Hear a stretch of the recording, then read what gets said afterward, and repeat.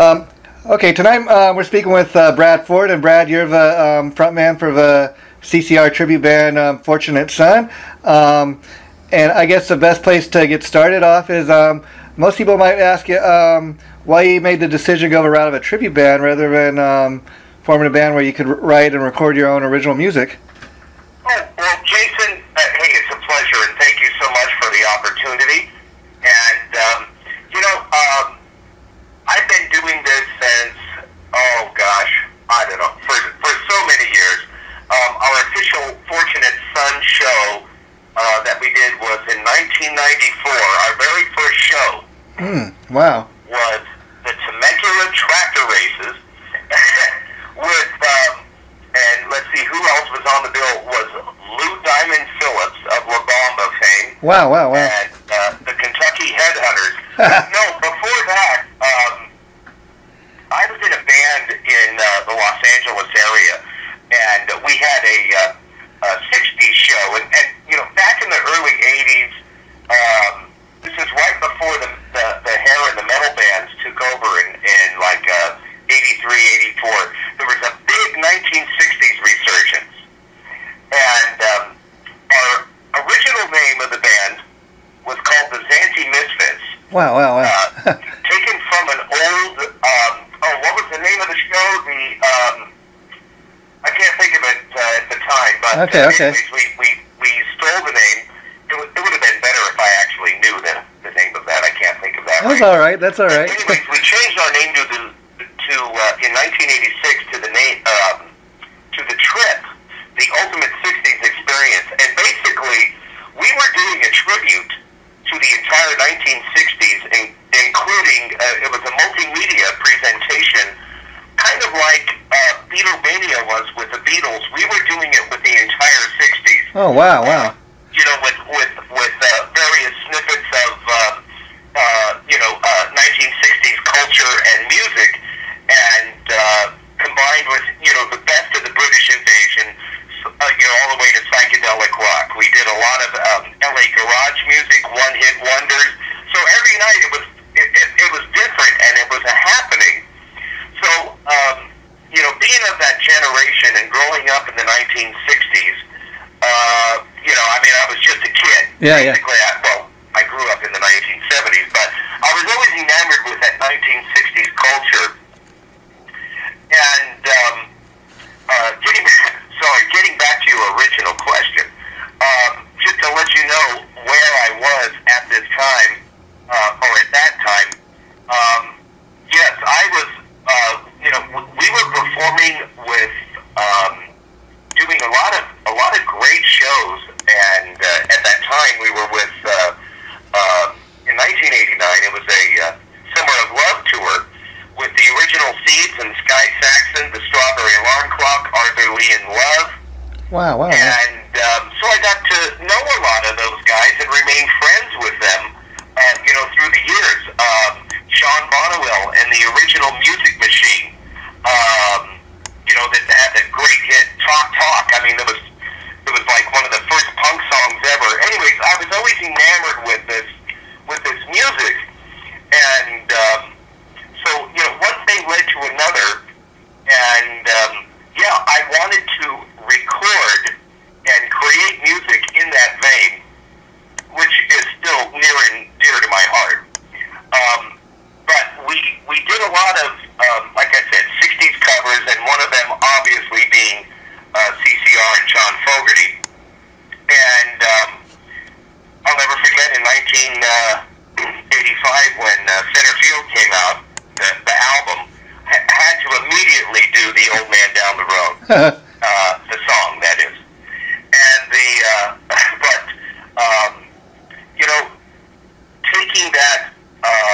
taking that to the next level, there were, with the band, there were some creative differences. Basically, I wanted to write and record and no one else didn't. So, that was it in a nutshell. We moved forward and left that band, and I moved up to Reno and Lake Tahoe in the early 90s because my good friend, who I had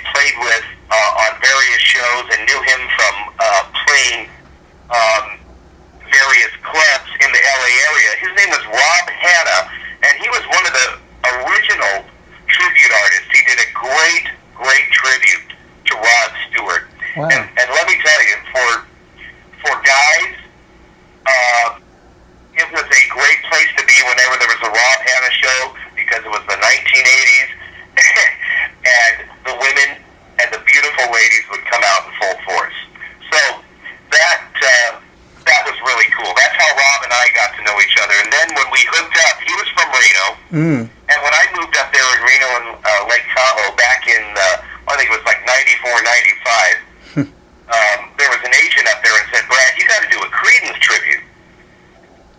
So I went up there, and this was, like I said, about 94, 95. Okay. And I wanted to do this full time. And we kind of just, it just kind of exploded. The original band was called Revival, that we put together.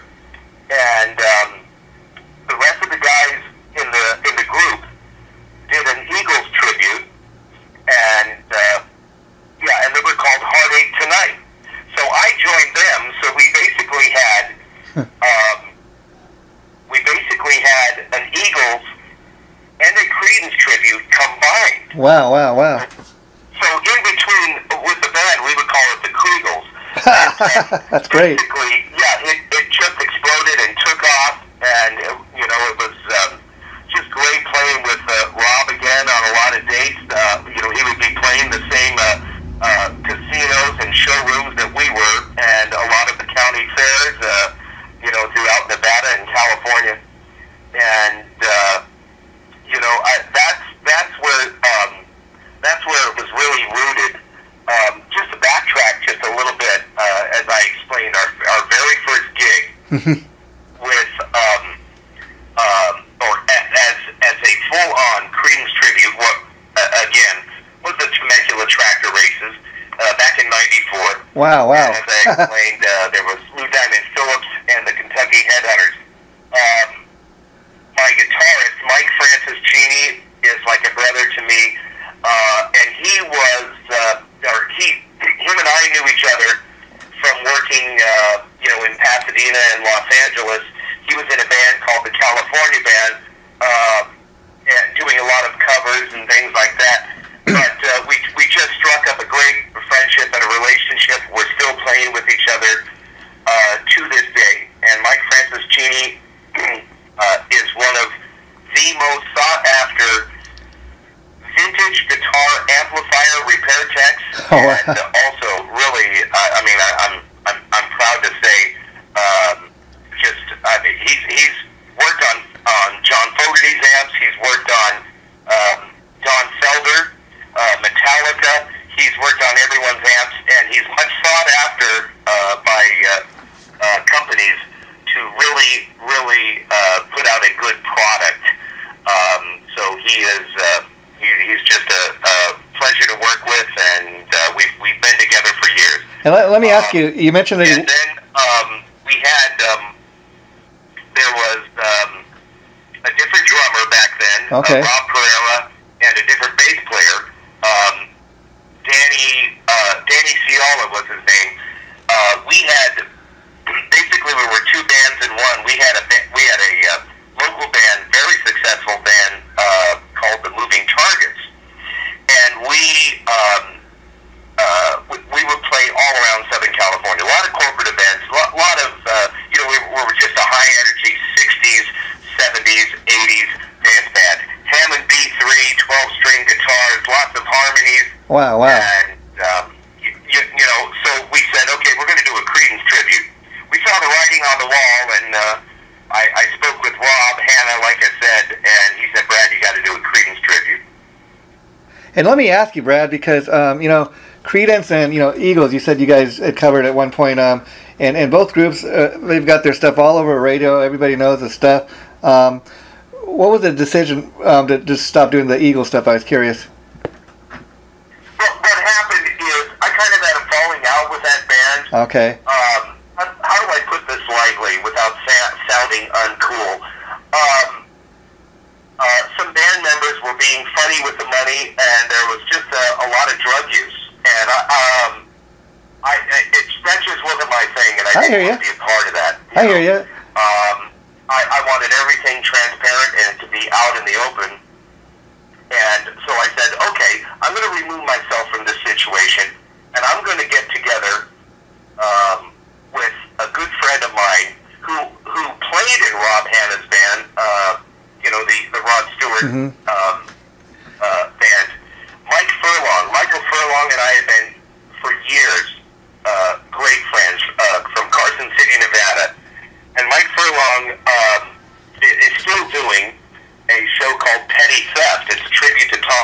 Oh, okay, okay. Wow. And so Mike, Rob, and I, we put our heads together because back in 95, 96, playing Reno in Las Vegas, and a lot of the county fairs, a lot of the corporate events, we saw the writing on the wall, like I said, and then this is also including Reno, Tahoe, and down in Laughlin. There was kind of a collusion with casinos where they were going to pay bands X amount of dollars. Mm-hmm. So we really kind of had to separate ourselves from the pack. And I aligned myself with Rob. You align yourself with successful people. Yeah, yeah. Right? Right. And good things can happen. Not that it was a coattail thing, but they saw my talents, for years, and I saw their talents. I said, let's put our heads together. So we came up with a show called Raised on Radio. Wow. And we performed that, this is like, starting in 1997 through 2001. And we opened up, we did a month stay. We opened up the Mandalay Bay in Las Vegas with this show. Wow, wow. And basically what it was Rob would do his Ron Stewart impersonation and would come out and announce everyone. Had this great backup band with Glenn Hicks on drums and some very dear friends. And so Rob would do his Ron Stewart. I'd come out and I would do John Fogerty and do some Creedence numbers. Mike would come out and do some Tom Petty. We had a wonderful gal by the name of Letitia Lewis, who's still one of the best vocalists I've ever heard in my entire life. And she would do a Bonnie Raitt, a Janis Joplin, and an Ann Wilson from Heart and knock it out of the park. Wow, that almost sounds like, years ago I seen a show like that in Vegas. It's called Legends, where we had like different singers come out and they perform together like an Elvis and... Absolutely. In fact, back in the 80s, I would substitute, if we're going to go back that way, but I would do a Roy Orbison, a Jim Morrison, and a John Lennon all in one show. Wow, that just speaks levels of, what a talented guy you must be now. That's very sweet and kind, but you could thank my mother for my voice. She was a wonderful lady. She could fall out of bed and not hit a bad note. I was kind of blessed to have that voice, and at a young age, my mom would listen. She was very eclectic. Everything from Ray Charles, modern sounds and country western music, to the Everly Brothers, to the Beach Boys, Roy Acuff, one of my heroes, Buck Owens. There was always this eclectic bit of music around me. So don't ask me how I got it, but I was able at an early age to cop these voices and kind of take the palette with my voice, and it would do what I wanted it to do. So I was able to parlay that as I got older, and those were just magical songs that I still listen to, or songs and artists that I listen to this day. Yeah, and talking about Creedence Clearwater Revival, who hasn't heard Proud Mary or Down on the Corner or Who'll Stop the Rain 1,000 times on the radio? These are songs that people have heard millions of times on the radio, and so I was kind of curious. You're absolutely right, Jason. And what's amazing, and I'm sure that, I'm just going to throw this out here, but yeah, we've been doing this show for so many years, and I'll never forget. You see, to me, there's Creedence and Beatles. Yeah. Right? There's Beatles is multi-ethnicity. You have generations of music, people love them. Their parents, grandparents grew up with them, right? And that's how it is with CCR. Wherever we go, we see people of all ages. I mean, kids rocking out, right? To Yeah, yeah. Run Through the Jungle, right? Hey Tonight, you know. It's just amazing. Is last month in Santa Barbara, we played a show up there for concerts in the park, and I was so touched by this because I saw we're singing. Have you ever seen the rain? Yeah, yeah. And I see these. You could tell they were war veterans, Vietnam War veterans. To the left of the speaker, they're right in my line of sight. Huh. And they're singing these songs with these young 20-somethings right next to them. And then these kids that are 9, 10 years old right next to them, they're all singing it. I could see their jaws moving, they're singing everything, and tears are streaming down those veterans' faces. That just goes... This movie, these moving songs, they just touch people to the core, and I see that every night during performance. I mean, that just goes to show you, how true it is that, music really is the universal language, that you can have so many different generations of people, getting off to these songs and rocking out when they come to see you guys. And I think that's another great thing about what you guys do is, when people come to see a Fortune Son show, they kind of have an idea what they're going to get. They've heard these songs, like I said, thousands of times on the radio. And even talking a little bit about John Fogerty, which I know you guys also pay tribute to him, even when you go see a John Fogerty concert, most of his set list is, you're going to hear mostly CCR stuff, and you're going to hear the John Fogerty stuff. Absolutely. Those are his babies. Yeah, yeah. That's Paul McCartney and his songs. He played a couple of weeks ago at Dodger Stadium for 3 hours. That's not bad for a 71-year-old man. Oh, no, yeah. But to have that large of songs to pull from, John Fogerty is the same way. I had a chance to sit down with John back in 1989. My friend and I, like John Fogerty, I'm a huge baseball fan. I was either going to be a rock musician or a baseball player. Okay. And that's just the way it was. But I sat down with John back in 1989 at the Hard Rock Cafe on Van Ness in San Francisco. It was after the All-Star game. My friend and I were up there. And I have some pictures of this. I got to get in touch with my good friend Mark Sandstrom, see if he still has them. Okay. But Mark and I, we were there, and Jason, I had this feeling something was going to happen tonight. I've always had kind of a sixth sense that way.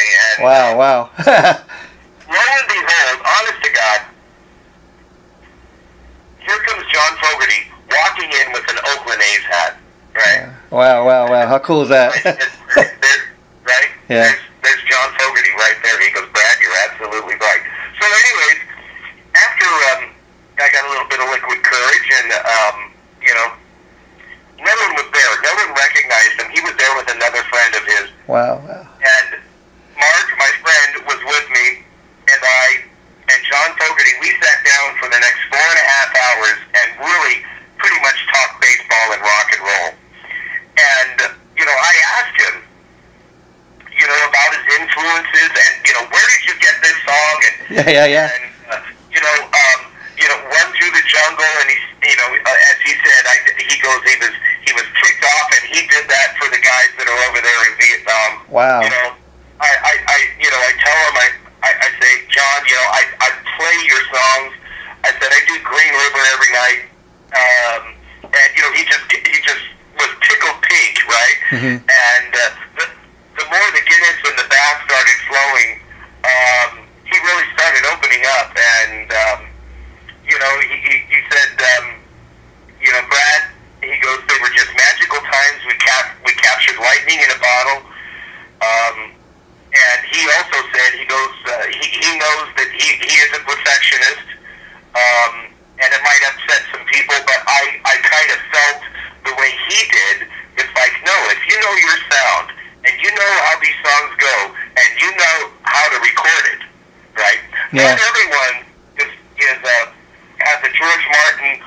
Lennon and McCartney in their band. Yeah. So, you know, Fogerty had to take the reins. That was just his personality, and thank God he did, because he produced, to me, some of the greatest American music there is and ever will be.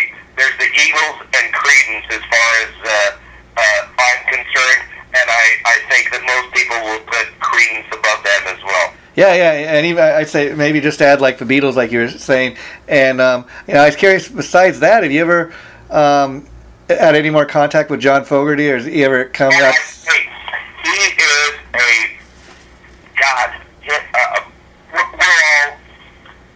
We're all musicians, and we are all vintage guitar enthusiasts. Wow. So I run into him from time to time at these vintage shows, and he remembers, you know, and I told him, I said, hey John, man, I'm still, you know, doing the Creedence show and the tribute. He just gets the biggest kick out of that.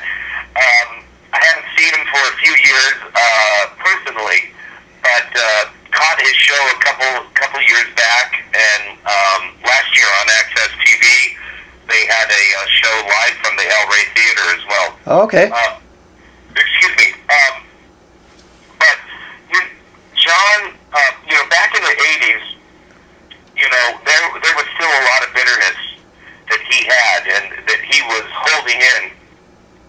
And, but now, you know, he's got great sons, he's got a lovely wife, you could tell that he's happier and lighter, and there isn't that anger in his voice. That's what I hear. Yeah. Listening to his songs nowadays.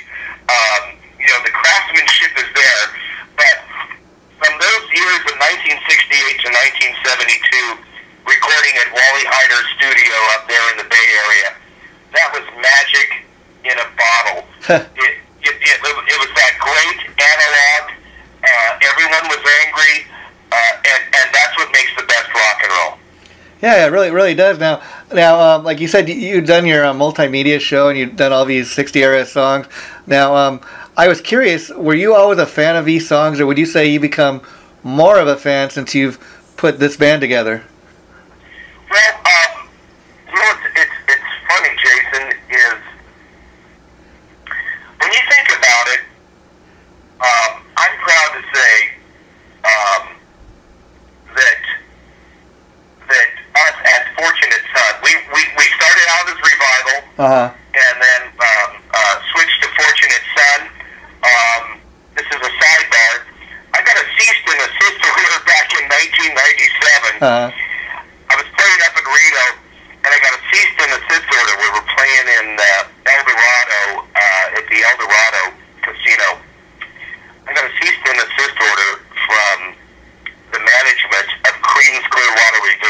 Wow. Would not use the name Revival. Wow.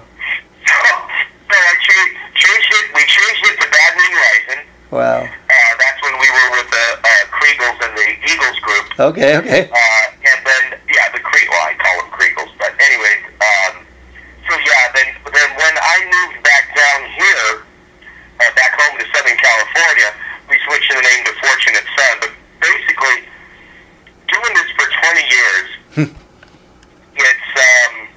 it never gets old.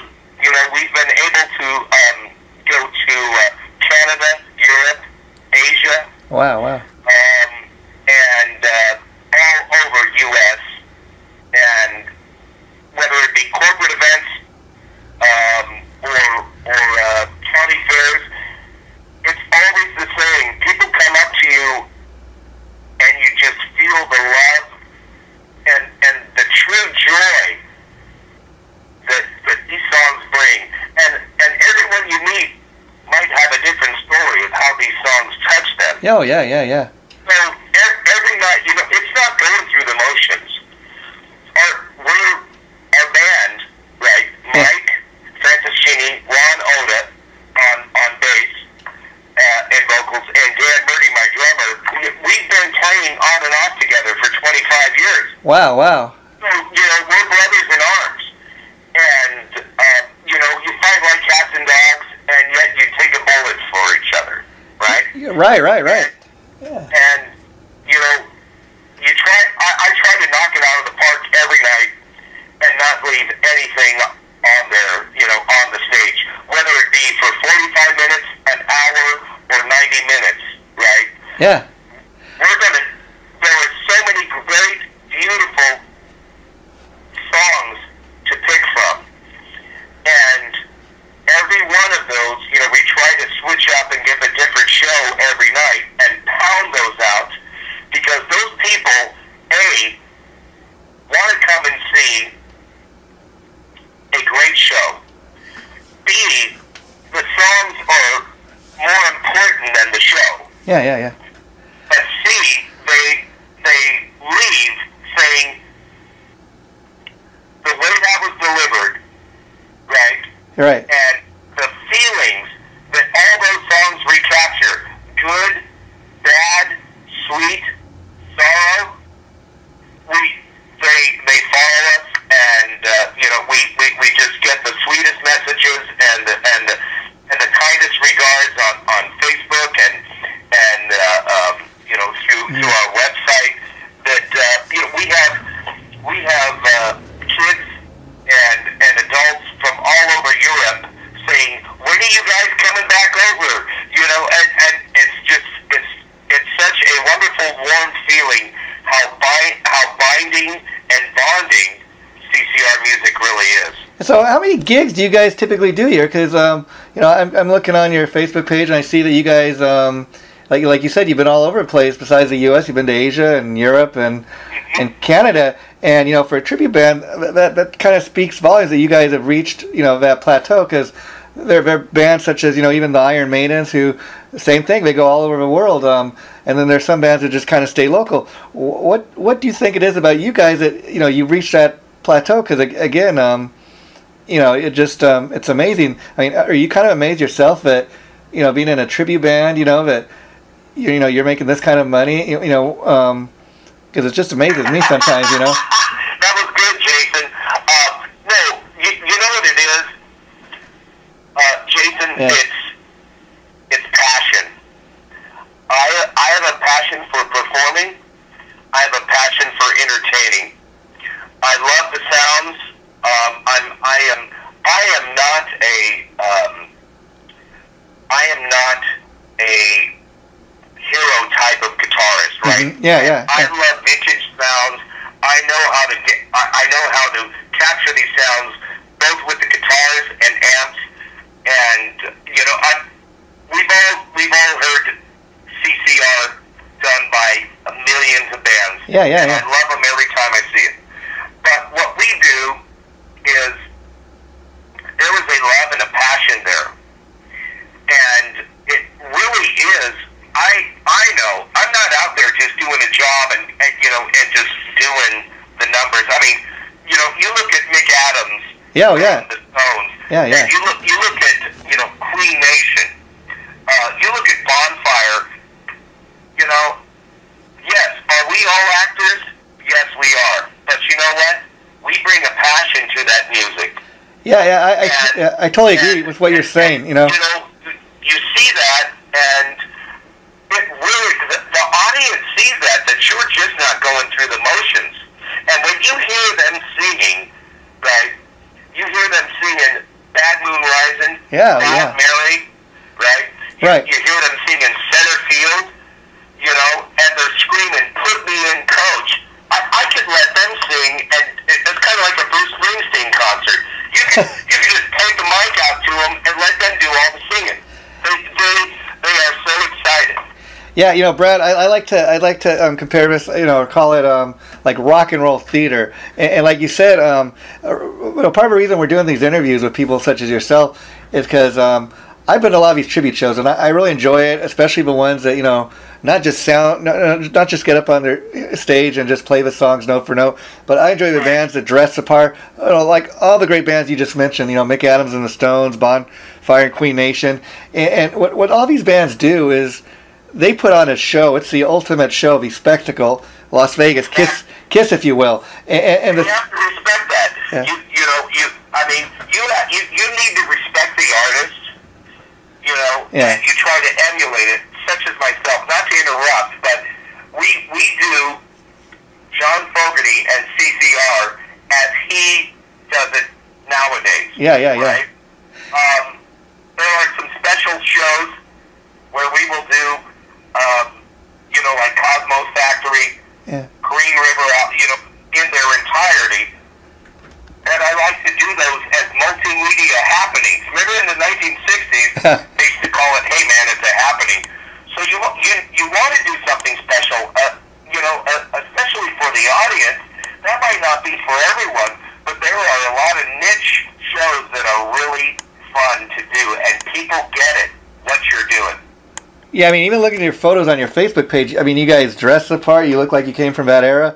And I think that's really important for people going to these shows that, it shows that you guys got, not just a talent, but you put that much heart and soul and dedication into, what you do. And that's my whole point in doing these interviews is that, a lot of people have a misconception that, guys, such as yourself that play in tribute bands are failed musicians. They couldn't make it doing their own thing. But even in just talking to you, I see that you've been doing this for 20 years, and you've kind of reached a pinnacle, like I said, that, there are a lot of tribute bands that they don't get the opportunity to play outside of, outside of the United States, and that you guys have been all over. So, and then you guys also have an appearance coming up September 23rd on Access TV's Greatest Tribute Bands. Now, I want to talk a little bit about that, because that's, again, kind of, as far as the tribute scene, the pinnacle. A lot of these bands, they kind of aim to get on this show, so...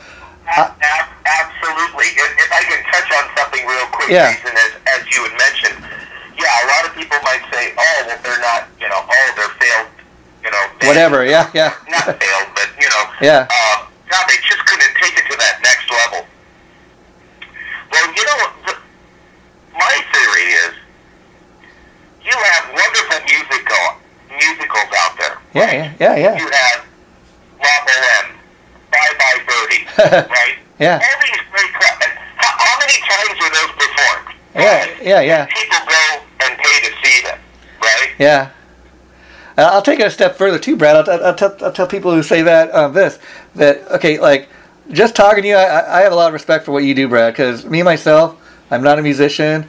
I couldn't even strum a guitar if I tried. So for you to even be able to jump up on that stage and do what you guys do, I got all the respect in the world for that,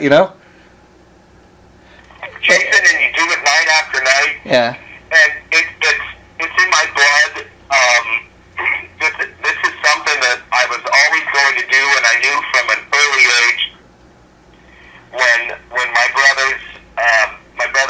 oldest brother Scott was in garage bands, and I was hooking up amps, and I saw those big Fender Twins and Deluxes and that Fox Continental organ and that great drum kit. I knew at an early age, right? Right.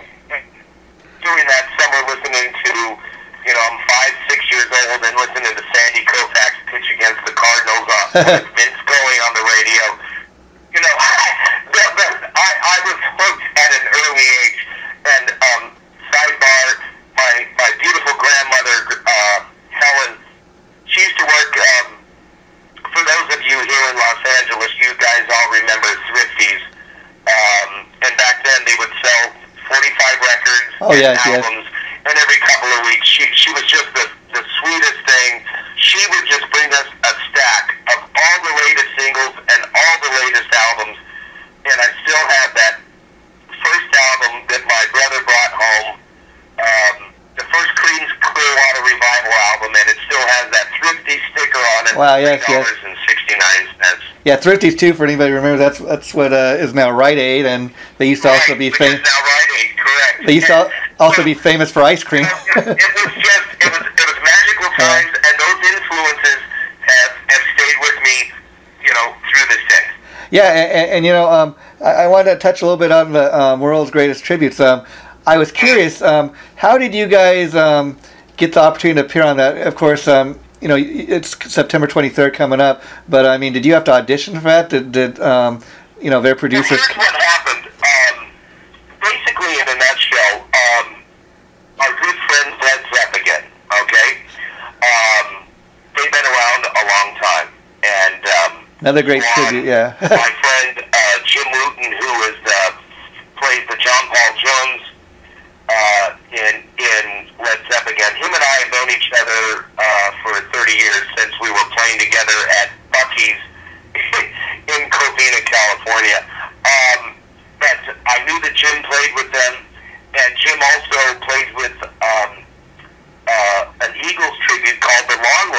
Oh, okay. The long run, we're just on season 3. Wow, wow. And Led Zeppelin was on season 2. Yeah, yeah. So we have contacts, through their management, where we have played multiple shows together. Oh, okay, okay.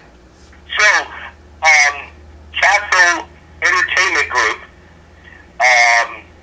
run by Gary Grantham, who was a member of the Long Run, which performed this past season. Anyways, says you gotta get Fortunate Son on your show. Wow. Emailed Katie, and we did a show,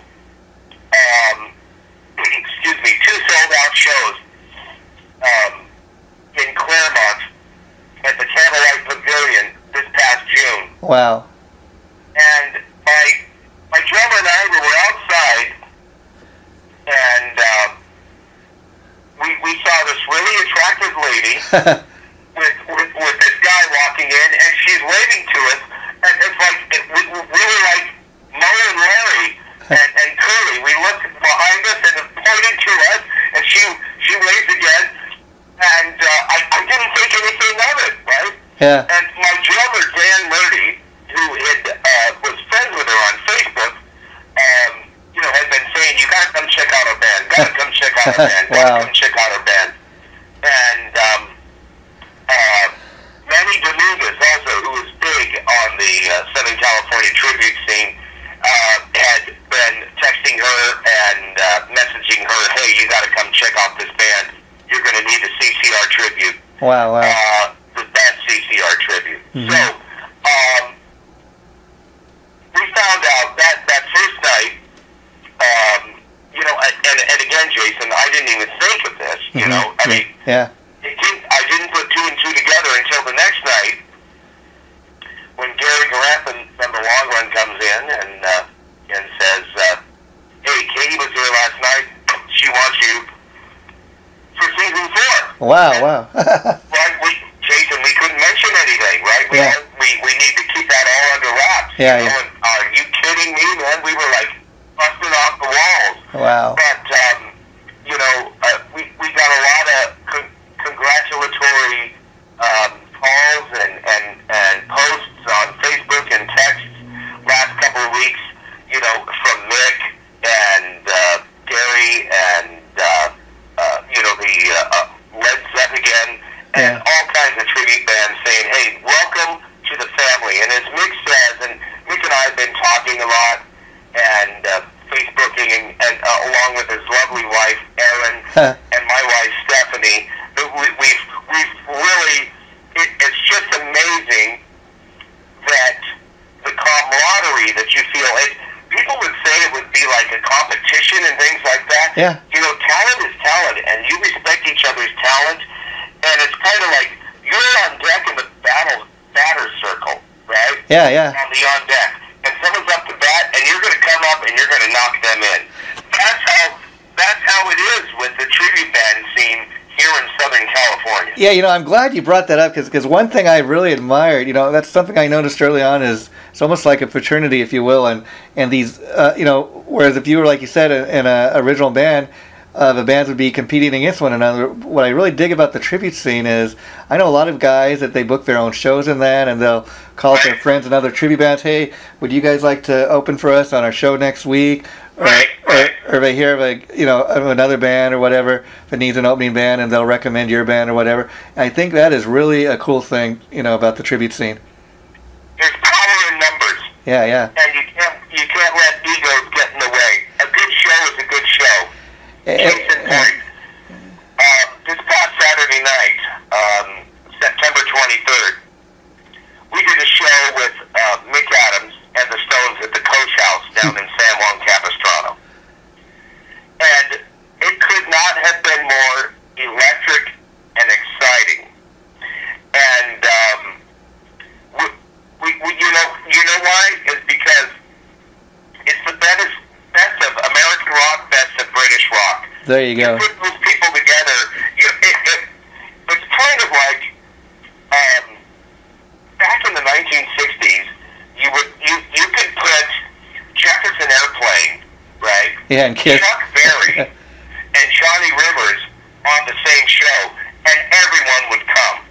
Yeah. You know, Yeah.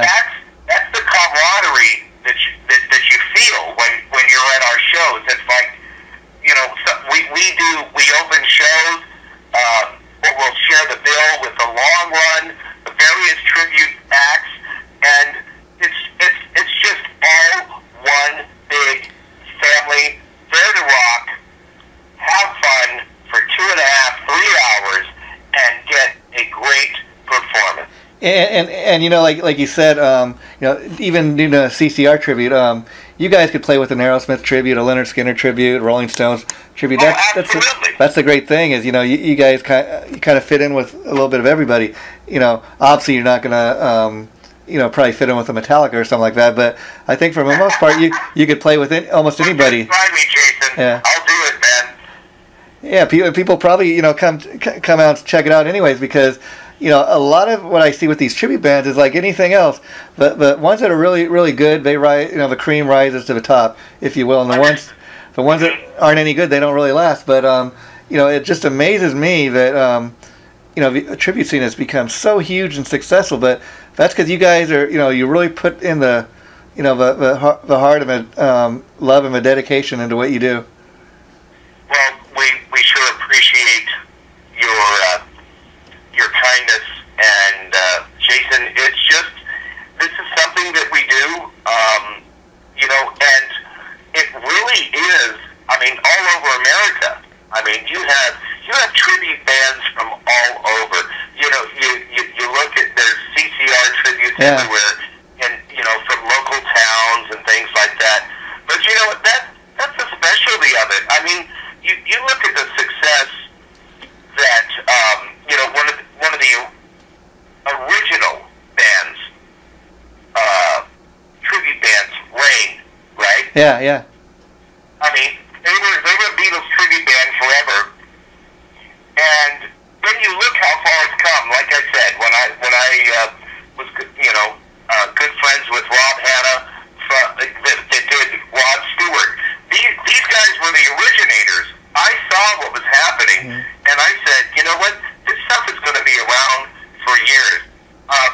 You know, I mean, I've done everyone from Neil Diamond to Jim Morrison. You know, and if you love the music, you love the passion, you know, and people, you know, it's making, everyone says this, Jason, it's like, we all know what ticket prices are nowadays. Oh, yeah. Right? And, you know, $300 to $1,500 to $2,500, okay? Yeah. Sorry, that ain't going to happen. But you have, to me, I think you have a lot of tribute bands out there that are very successful because they do have the passion, and a lot of them just sound incredible. Yeah, and you know, that's why they're so successful. Yeah, and you know, the thing about like you're saying, ticket prices even, I mean, I dare say that, you know, Mick Adams and the Stones are just as good as seeing the real Rolling Stones. I mean, because he puts so much, he pays so much attention to the detail. Like it's more than just him and his band getting up on stage in their jeans and T-shirts. I mean, if you look at the band, they dress the part. He looks like the real Mick Jagger. Absolutely. He's got backup singers. You know, it's funny, Jason, this past Saturday night. Yeah. As Mick and I, we've been in contact the last month, and his mom had been extremely ill, and you know, Mick and I, we were messaging and private messaging each other, and I knew it was a tough month for him because she was very sick and ill. Wow. And anyways, make a long story short, is Friday was his mother's funeral. And I knew that Mick needed to get out and, you know, kind of, all of his friends, all of this community, tribute community, gathered around him. Because what affects him affects us.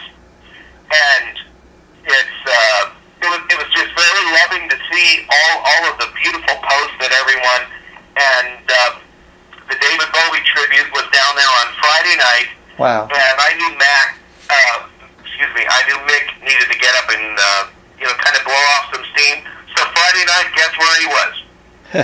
Where? He was there at the coach house blowing off some steam. Wow. With his good buddies. Wow. From David Bowie Tribute. So Saturday night, I just gave him a big hug. And, I saw the emotion in his eyes. He saw my emotion in my eyes.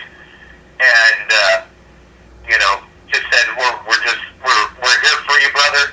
Let's rock the house. I mean, that really just, is a great story, and that it just shows the family and the unity among all you guys, and that's so much. He dedicated that show. Yeah. Personally, I told my wife Stephanie, I said, we are going to do a great show for his beautiful mother. Well, yeah, I mean, just from the pictures I've seen of that show, some of the stuff from Mick Adams and that up on their Facebook page, it looks like, it was a pretty good show. And again, my point I was making, you take a band like Mick Adams and Stones, I dare say they're just as good as a real Rolling Stone, and you go for a lot cheaper, that man was heartbroken. Yeah. But he is a true professional. I know the show must go on. Exactly, yeah. And I couldn't. It would be very difficult for me to do that. But Mick is a special cat, and you know what is funny, Jason? A sidebar here. Huh. Is my guitarist, Mike Francis Cheney, and my bass player Ron Oda, who is the deacon at his church of Lake Avenue Church in Pasadena. We call him the deacon. Ron and Mike, they pretty much introduced. This is kind of crazy. Yeah. Anyways, they kind of reconnected. They've known Mick for years, but never put two and two together. Wow. So there was kind of a reunion together, from Pasadena and Arcadia. Wow. Yeah, and they all saw each other, and it was just, you could not have had a more syncretic night. It was just an amazing night. And I think about like my guitarist Mike and Ron, growing up in Arcadia and Pasadena, they introduced Mike Anthony. Wow. To Eddie and Alex Van Halen. Wow, how amazing! They were all friends at Pasadena City College. Wow, how amazing is that? And they still see each other on occasion and things like Threat that. has been detected. Wow. Someone takes the Y at the road, right? Right. And we all take different paths, but we're all still family. Yeah, how amazing that is. And just one more note on that. One of the longest running tribute bands out here in LA, of course, is Atomic Punks. Absolutely. Which is a tribute to Van Halen, of course. And oddly enough, another guy I had an opportunity to interview was their original guitar player, Bart Walsh, and he was telling me how, one day when he was still playing with the Atomic Punks, David Lee Roth actually came down to catch a show, and after the show came and told him, hey man, how would you like to come and join my solo band? And he actually left the Punks to go and play in the David Lee Roth band for a few years. I mean that's another sidebar about these tribute bands is people are actually getting discovered, by some of the. They are. Yeah, but you look at the karaoke singer. His name escapes me. Who is now with Boston, and who is now with Journey. Oh yeah. And these karaoke singers, they submit a tape, and these guys are saying, "My God, when does this tour start? Let's go grab them." Yeah. I think the guy you're talking about is Tommy DiCarlo, and Right. It's just, Tommy. Yeah, just totally amazing. Brad, one thing that really impressed me is again, people might think, this guy just plays in a tribute band, but you're just talking to you. I mean, your experience has come out. You like said, you've been doing this for 20-some years. You got great stories to tell, and so that just speaks volumes about all the hard work and the many years you put into this. So I want to once again congratulate you on your appearance coming up on September 23rd. And I'd like to maybe interview you again after that and see how the show went, and we can talk a little more in detail about that. But thanks again so much for doing this. I can't thank you enough. And in a couple hours, I'll send you MP3 file of this, and you can check the interview out for yourself, and I'll let you know the minute it goes up so people can check it out. That's wonderful, Jason. It is my pleasure, and we would love to do this again, absolutely. Okay, because too, I've interviewed a lot of your friends and other tribute bands, as you know, and I've sent you a couple of those interviews, and like you said, we're one big happy family, and it's all about spreading the word about all the great tribute bands out there, such as Fortunate Son. That's what we're trying to do here. Absolutely, my friend. Peace to all, and just keep up the great work, my brother. Okay, you too, Brad, and have a great rest of the evening, and I'll talk to you later. Bye-bye.